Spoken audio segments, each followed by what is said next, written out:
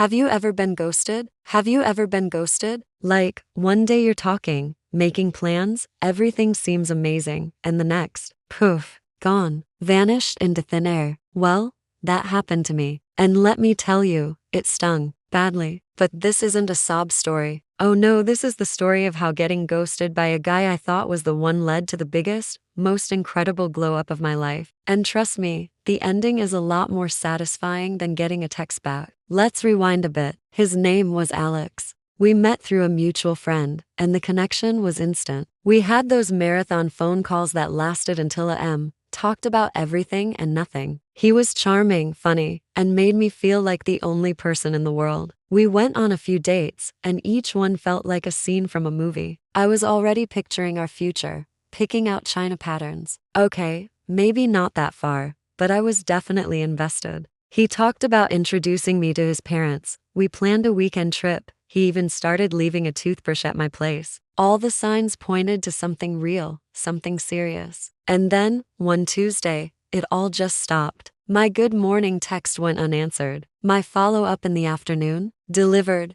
but no reply. My call that evening, straight to voicemail. I spent the next week in a state of utter confusion and anxiety. I reread all our texts trying to find a clue. Did I say something wrong? Did I come on too strong? My mind was a whirlwind of self-doubt. I even reached out to our mutual friend, who was just as baffled. She said he'd been a bit quiet but hadn't mentioned anything about me. The silence was deafening. After 2 weeks of nothing, I had to accept the painful truth. I'd been ghosted. It wasn't just the rejection that hurt. It was the disrespect. The complete lack of closure felt like an open wound. I felt foolish, disposable, and my self-esteem hit rock bottom. For the first month, I wallowed. I'm not gonna lie. I ate way too much ice cream, watched every sad movie on Netflix, and basically lived in my pajamas. I cried a lot. I felt so small and insignificant. How could someone who seemed to care so much just discard me without a word? It made me question my own judgment. It made me question my own worth. But then, one morning, I woke up and looked at my reflection. I saw tired eyes, messy hair, and a sad face staring back at me. And in that moment, something snapped. I was done. I was done letting someone else's cowardice define my happiness. I was done feeling sorry for myself. Alex wasn't the one who was going to write the next chapter of my life. I was. That was the day my glow-up began. And I'm not just talking about a new haircut, though I did get one. And it was fabulous. My glow-up was from the inside out. It started with a decision to pour all the energy I had been wasting on him back into myself. First, I focused on my physical health. I'd always wanted to get into running, so I downloaded a Couch to 5K app. Those first few runs were brutal. I was out of breath, my legs ached, but with every step, I felt like I was literally running away from the sadness. I started cooking healthy meals instead of ordering takeout. I wasn't trying to achieve a certain body type. I was trying to feel strong. I wanted to feel capable and energized. And slowly but surely,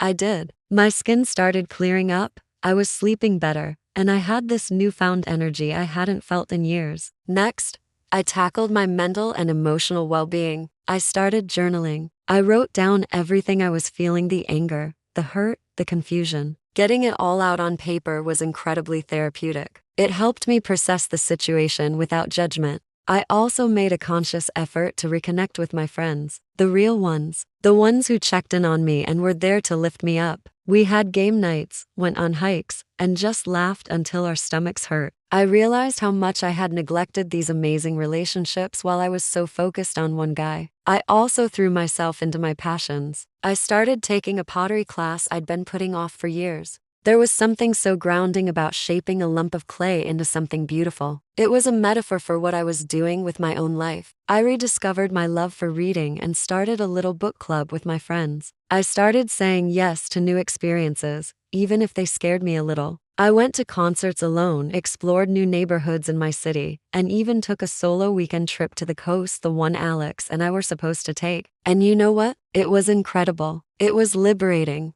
Over the next 6 months, I transformed. I wasn't just healing, I was thriving. I felt more confident, more vibrant, and more me than I ever had before. I was happy, genuinely happy, and it had absolutely nothing to do with a man. My life was full and exciting on its own. I was no longer the girl waiting by the phone. I was the girl who was too busy living her life to even check her phone. And now for the part you've been waiting for, the punishment. About a year after he ghosted me, I was at a gallery opening for a friend. I was there with my pottery class turned real friends, laughing, feeling amazing in this new dress I'd bought. I was just glowing. And then across the room, I saw him, Alex. Our eyes met, and I saw the recognition flash across his face, followed by a look of complete shock. He looked exactly the same, but I wasn't. I wasn't the slightly insecure girl he'd left on read.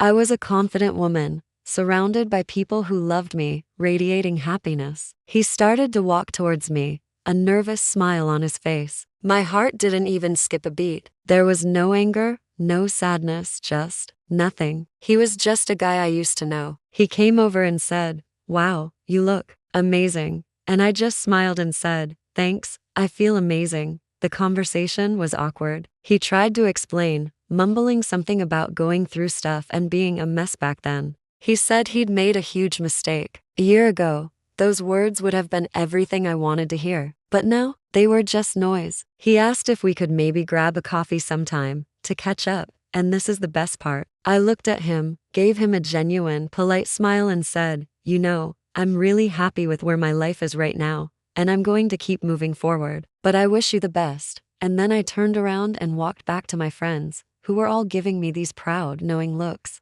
Leaving him standing there wasn't an act of revenge. I didn't need that. The punishment wasn't about making him feel bad. His punishment was his loss. It was the realization, right there in that art gallery, of what he had so carelessly thrown away. My glow up wasn't for him. It was never for him. It was for me. But the look on his face, that was just a bonus. So if you're going through something similar, if someone has made you feel small or disposable, please hear me. Don't waste your energy wondering why. Don't wait for an apology you might never get. Take all that love, all that energy, and pour it back into the most important person in your life, you. Go on that trip, learn that skill, reconnect with your people. Build a life so beautiful and full that when you look back, you'll thank the person who ghosted you for setting you free. Your best life is waiting for you, and trust me, living it well is the most satisfying outcome of all. Thanks so much for watching and letting me share my story. If you've been through a glow-up journey of your own,